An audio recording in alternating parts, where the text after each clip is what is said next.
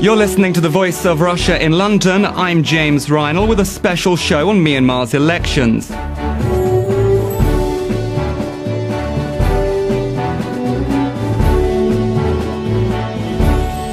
It's been a long, hard road to reform, but it looks like Myanmar might be on the right track.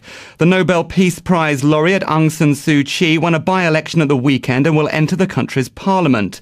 In some ways, she personifies national suffering under a cruel military junta, which has only recently embraced reforms. The United States says it will relax sanctions. The European Union may follow suit. China today said all sanctions should be lifted against the country formerly known as Burma. So is it time to welcome Myanmar back into the family of nations? Or should the West press for bolder reforms and justice for the junta's many victims? And can the democratic transition in Myanmar be mirrored in other countries, perhaps even North Korea? To probe these questions, we're hosting a debate in our London studio. I'm joined by Zoya Phan from the rights group Burma Campaign UK, Justin Wintle, author of Perfect Hostage, Aung San Suu Kyi, Jonas Parello-Plesner from the think tank the European Council on Foreign Relations, and Della-Giacoma, an analyst for the International Crisis Group. Okay, to get the ball rolling, I want to get a single sentence answer from each of you to the following question. Is it time for the West to drop all sanctions against Myanmar? Justin, maybe to you first. Absolutely, and I've been saying that for several years, except for the arms embargo should be kept. Okay, and Zoya? No, it's not the right time that the West should release all sanctions against the government in Burma because not all the benchmarks has been met yet. Okay, and maybe Jonas? No, I would also say it should be gradual lifting that fits with the reform steps taken in Burma. And Jim? The reform's been quite dramatic, so all the sanctions, with the exception of the arms embargo, should go as soon as possible. Okay, thank you. Maybe I'll turn back to you, Zoya. You said not yet. You were calling for a slightly more gradual reducing of sanctions because not all the benchmarks have been met yet. What do you want to see the junta do before there should be a loosening of these curbs? The first is free and fair by-elections, which wasn't really free and fair on the 1st of April. And second, the release of all political prisoners, which we still have hundreds of political prisoners. And third, ending of the conflict in ethnic area. And we still have Burmese army attacking ethnic minorities in different parts of Burma. And the repressive laws that put these political activists remain in place. So as long as the government is continuing with their repressive law, we can't see real progress in Burma and genuine peace in the country. Jonas, that seems to be something similar to what you were saying. Are those basically the same kind of benchmarks that you were talking about?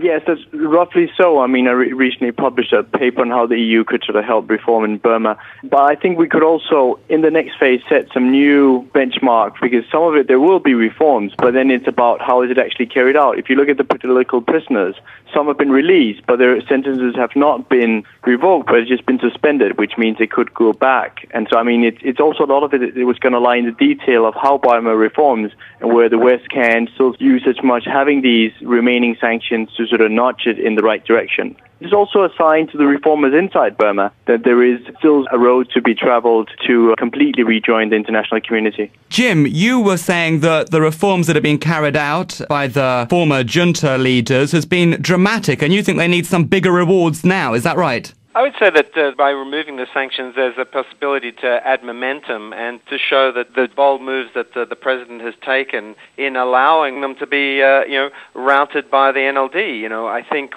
there are concerns about whether they were always free or fair, but I think the results speak for themselves, and there has to be some sort of dramatic response. The sanctions as a political tool are blunt and don't work, and particularly the financial sanctions have hurt poor people in Burma for many years, and it's time that they were stopped being punished when the country's heading in the direction that we all want. Just to clarify, when you said NLD, that's the National League for Democracy. That's the party of Aung San Suu Kyi, right? Correct, yes. And putting that one to you, Justin, because you take a similar position on sanctions. You don't think they're ever a good thing? Well, I wouldn't say that. I think they have to be used very, very carefully. I thought sanctions were worth trying back in the 1990s just to see if they would budge the regime then, and they didn't. Then the problem is if you impose sanctions, which quite honestly I find a rather neo-imperialist instrument of foreign policy, applied inconsistently, by the way. There was never any talk of applying sanctions to China after Tiananmen Square.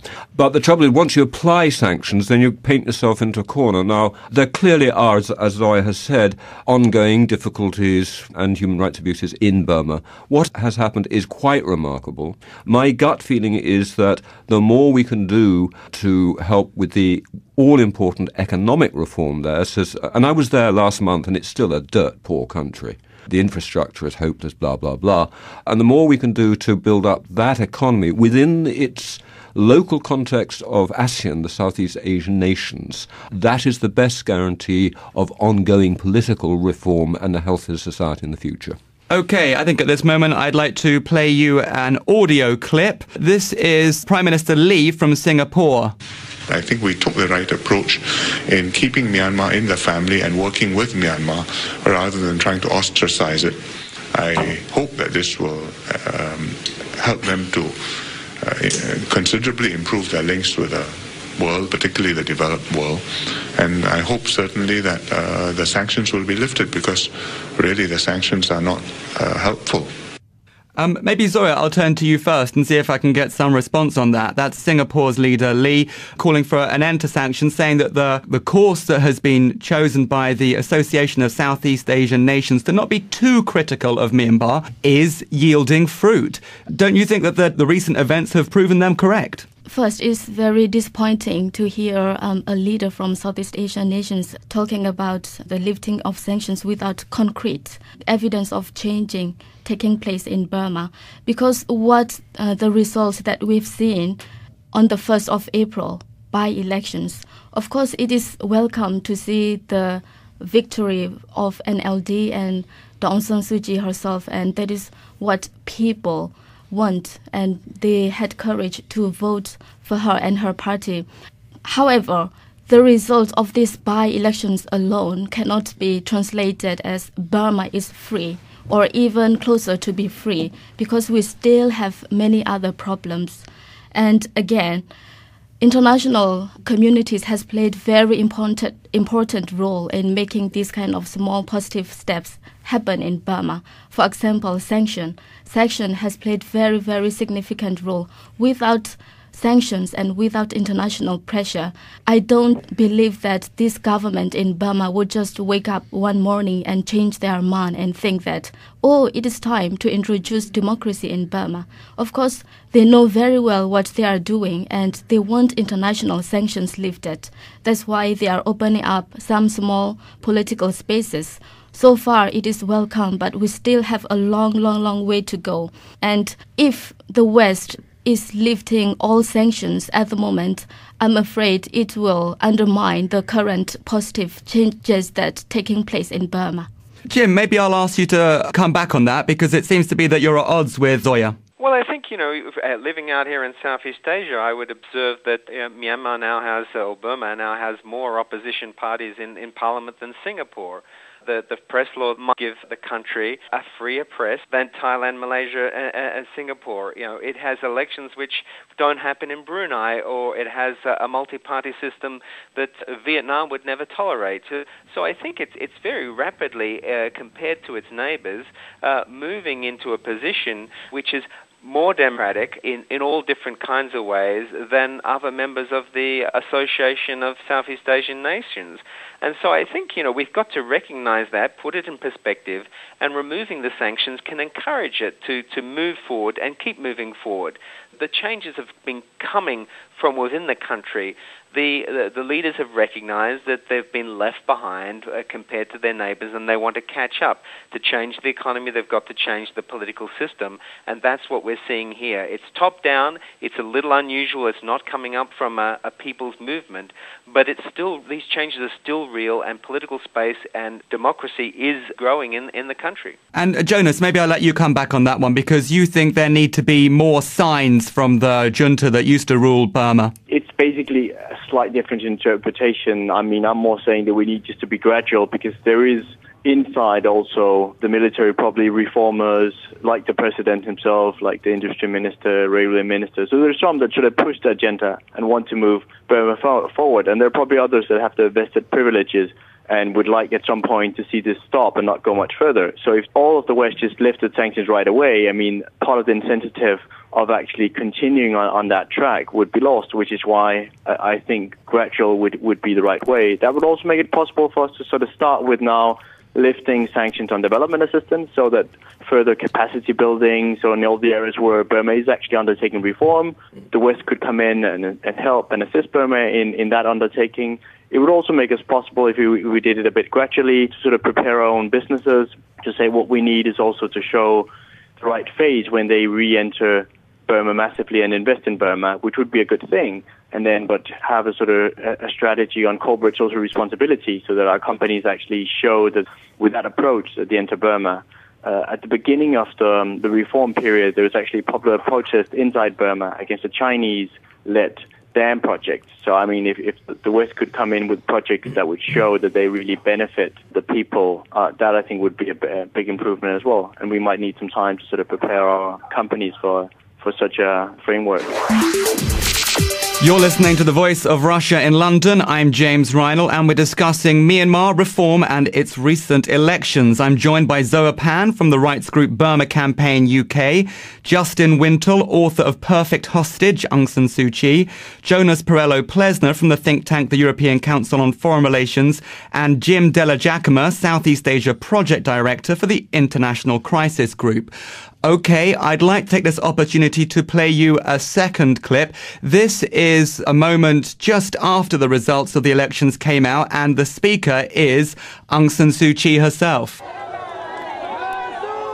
It is not so much our triumph as a triumph of the people who had decided that they must be involved in the political process of this country.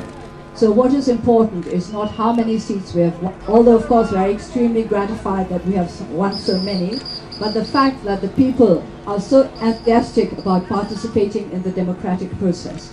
We hope that this will be the beginning of a new era where there will be more emphasis on the role of the people in the everyday politics of our country. We also hope that we will be able to go further along the road towards national reconciliation. We would welcome all parties who would wish to join us in the process of bringing peace and prosperity to our country.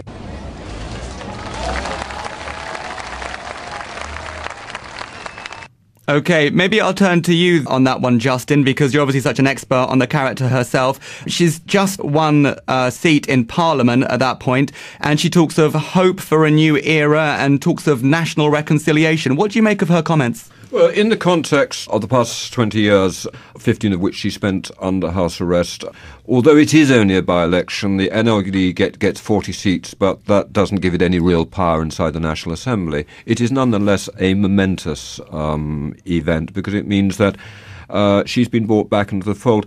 U Thein Sein, the president of Myanmar, has been very clever in the way that he's co-opted her into the reform programme. They met last August in the new capital, Naypyidaw. Up until that time, Aung San Suu Kyi said that she would have nothing to do with what she thought was a bogus constitution, but he persuaded her that the way forward was cooperation.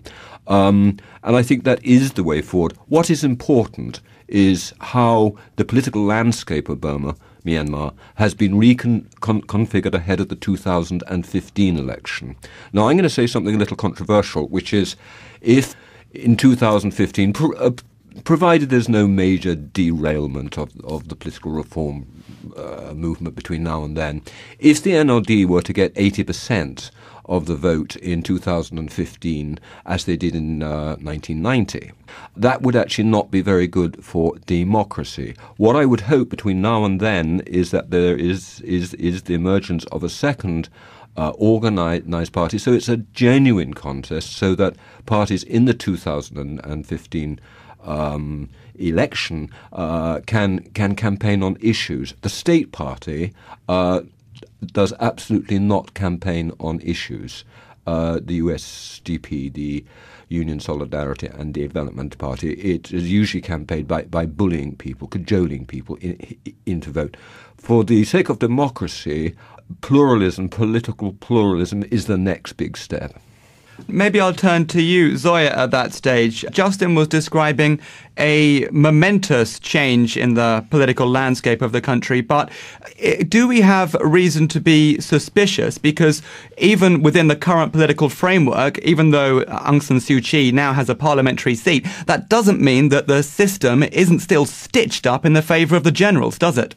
Well, so far, the changes that we have seen so far in Burma are just are not fundamental or deep reform that people in Burma want to have a long-lasting peace. There is no political progress. There is no national reconciliations. Some of those political prisoners who were released, they were released with the Code 401, which is they could be rearrested any time if they are charged with any criminal act or basically their political activities. And again, many organizations are still considered as banned organizations or unlawful associations because the dictatorship in Burma still use the term the repressive law. And again, the attack against ethnic minorities in different parts of Burma actually still going on, and human rights violations has increased in the past year. We are talking about 70,000 people in Kachin state, in northern part of Burma alone, who have been forced to flee from their homeland and become internally displaced people because Thein Sein's troops has broken 3 ceasefire agreements with ethnic armed political parties in the past years. And there is no political dialogue between Thein Sein government and ethnic armed groups. And I know from first-hand experience, I am from Burma. When I was 14, I was forced to flee from my homeland because of the attack by the Burmese army. And we were forced in the jungle, and then I ended up in refugee camp in Thailand. And we were attacked with air bombs and air strikes. And each time the bombs dropped on the ground would shake. And unfortunately, this kind of attack is still going on in Burma. For me, it was 15 years ago. That's why the situation in Burma, it is still very, very important, and we want international community to stay with us, to support us by maintaining most and key economic sanctions to pressure the government in Burma into a deep and fundamental reform. And we need to see the release of all political prisoners. We need to see a nationwide ceasefire where the government stop attacking ethnic minorities. And so far, although we are talking about this small parliament, this parliament is basically powerless because most of the members are from pro-military parties, and above the parliament there is the president, and the president is not accountable to the people or the parliament. And above the president there is National Defense and Security Council, and above the council there is the military, which has absolute power, and that is based on the current constitution. You're listening to The Voice of Russia in London. I'm James Reinl, and we're debating Myanmar, the elections and human rights violations. I'm joined by Zoya Phan from the rights group Burma Campaign UK, Justin Wintle, author of Perfect Hostage, Aung San Suu Kyi, Jonas Parello-Plesner from the think tank the European Council on Foreign Relations, and Jim Della-Giacoma, Southeast Asia Project Director for the International Crisis Group. Jim, it's you that I want to turn to now, because we've just heard quite a long series of allegations from Zoya, political prisoners, forced labour, other human rights violations, 70,000 people in one particular state forced to flee from their homes. Isn't the problem with the route that you advocate, lifting of sanctions, welcoming Myanmar back into the fold, doesn't that mean that there's a danger of there not being justice for the victims of the junta? Well, I think justice is something that will take many years to achieve, and that's actually something for the citizens of Myanmar to work out over time. If you look at the region, there are people still waiting for justice from the 1960s here in Indonesia. But I think, we need to sort of recognize that consolidating peace in the ethnic areas is a major challenge, but sanctions is not the tool that will bring about that change.